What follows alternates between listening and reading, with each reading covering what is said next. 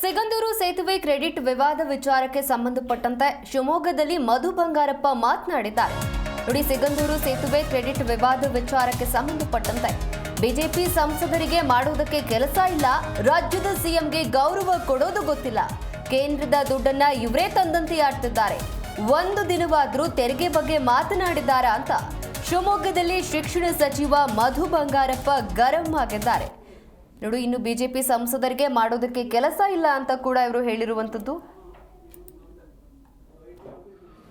ಏನು ದುಡ್ಡು ಸಿಗಂದೂರು ಸೆಂಟ್ರಲ್ ಅವ್ರು ಕೊಟ್ಟ ತಕ್ಷಣ ಅವ್ರ ಅಪ್ಪಂದ ಹಣ ಥರ ಕುತ್ಕೊಂಡು ಅವರೇ ಪೋಸ್ಟ್ ಮ್ಯಾನ್ ಥರ ಎಲ್ಲ ಪ್ರಿಂಟಿಂಗು ಇದನ್ನೆಲ್ಲ ಮಾಡಿದರು. ನಾನು ಆ ಚರ್ಚೆಗೆ ಹೋಗೋದಕ್ಕೆ ಹೇಸಿಗೆ. ನಮ್ಮ ಕರ್ತವ್ಯ ಏನು, ಸಿಗಂದೂರು ಮೇಲೆ ಭಕ್ತರು ಮತ್ತು ಆ ಕಡೆ ಓಡಾಡೋರು ಓಡಾಡಬೇಕು, ಅದು ಕೆಲಸ ಮುಗೀತು. ಆದರೆ ಒಂದು ತಿಳ್ಕೊಳ್ಬೇಕು, ಅಗರ್ವ ಕೊಡೋದಿದೆಯಲ್ಲ, ಯಾವ ರೀತಿ ವಾಪಸ್ ಹೊಡೆಯುತ್ತೆ ಅಂತ ಹೇಳಿ ಇವರಿಗೆ ಯಾವತ್ತಾದರೂ ಕರ್ನಾಟಕ ರಾಜ್ಯದ ಜನರ ಪರವಾಗಿ ಒಂದು ದಿವಸ ಬರ್ತಕ್ಕಂಥ ತೆರಿಗೆ ಬಗ್ಗೆ ಏನಾರು ಮಾತಾಡಿದಾರನ್ರಿ? ಏನು ದುಡ್ಡು ತಂದ ತಕ್ಷಣ ಒಳ್ಳೆ ಹಾಗೆ ಏನು ಇವರೇ ತಂದಿದ್ದಾರೆ.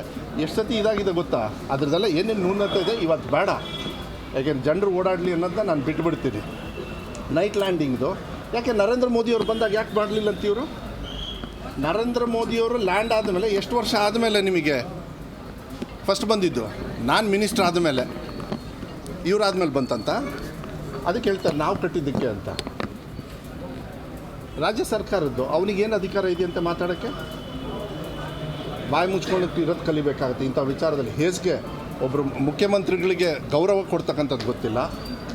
ಅಲ್ಲಿ ಬಂದು ಗಡ್ಕರಿ ಅವ್ರು ಮಾತಾಡಿದ್ದಾರೆ, ನನಗೆ ಸಿ ಎಮ್ ಅವ್ರು ಮಾತಾಡಿದ್ದಾರೆ. ಇಲ್ಲಪ್ಪ, ಗಡ್ಕರಿ ಅವ್ರು ಹೇಳಿದ್ದಾರೆ, ಎಲ್ಲ ಮುಂದಾಗ್ತಾರೆ, ಡೋಂಟ್ ವರಿ, ಭಾಳ ಚೆನ್ನಾಗಿ ಮಾಡೋಣ ಮದು.